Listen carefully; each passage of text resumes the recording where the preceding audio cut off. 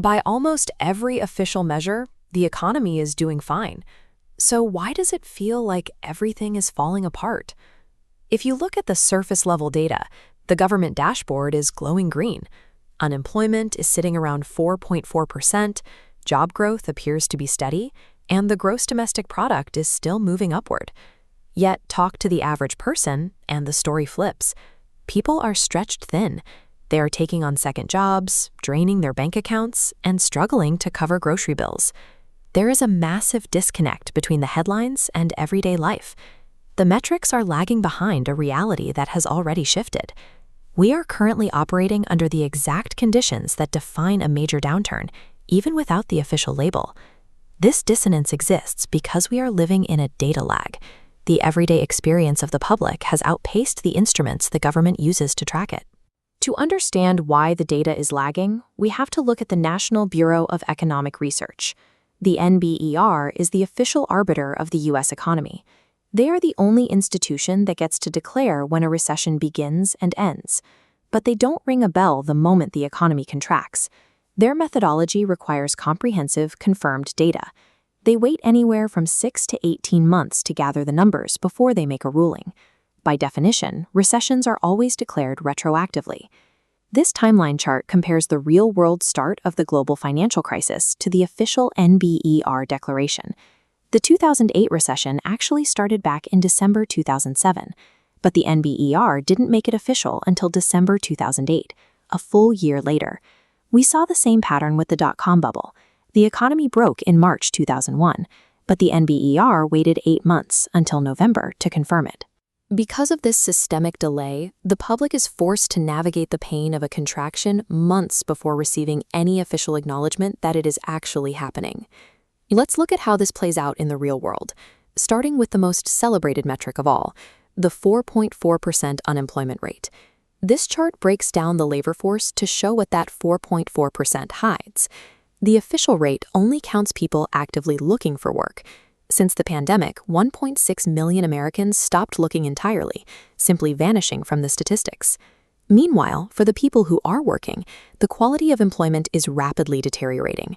Beneath the steady top-line job growth, traditional, secure, full-time jobs are quietly disappearing from the market.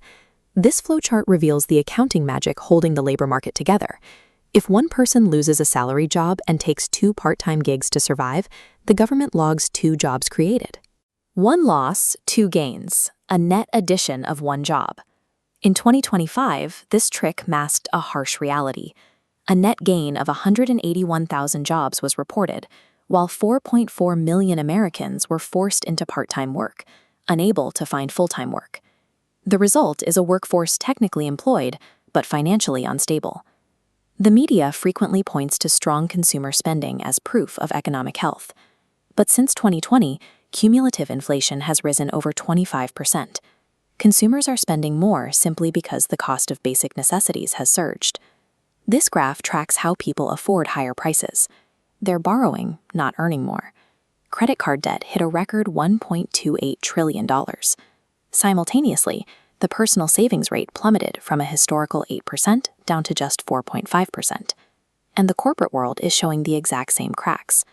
The leading economic index, designed to predict downturns, has fallen for 6 consecutive months. Meanwhile, commercial bankruptcies surged over 7%, hitting over 24,000 filings, the highest level in a decade. All of these indicators show an economy, from households to corporations, that is increasingly running on borrowed time and high-interest debt. This leads to the fundamental question: if the real-world conditions are deteriorating this quickly, why have our measuring systems been revised in ways that mask the damage? This is an example of Goodhart's law. It suggests that once a specific metric becomes the primary goal for policymakers, it stops being a reliable way to measure reality. If the goal is simply lowering the headline unemployment rate, the system will treat an hour of gig work the same as a salaried career. The number improves, but the lived experience of the worker does not. The same applies to GDP. Because the target is maximizing total output, the system counts dangerous, credit-driven spending the same as healthy, income-driven growth. By prioritizing these specific targets, our institutions have created a significant blind spot. The dashboard shows a healthy system, even as the people within it struggle to keep up with the rising costs of living. When the official data eventually catches up, it shouldn't be treated as a surprise. It will simply be an overdue confirmation of the trends we can already see. Instead of following the headlines, the real economy is found in the smaller details: the quality of new jobs, the disappearing personal savings, and exploding high-interest credit use. We have seen this exact pattern before. This constellation of signals has historically preceded every major modern crash, regardless of what the official number said at the time. The most accurate data doesn't come from the people measuring the economy. It comes from the people living in it. The gap between measurement and reality is where recessions hide, until they are too obvious to ignore.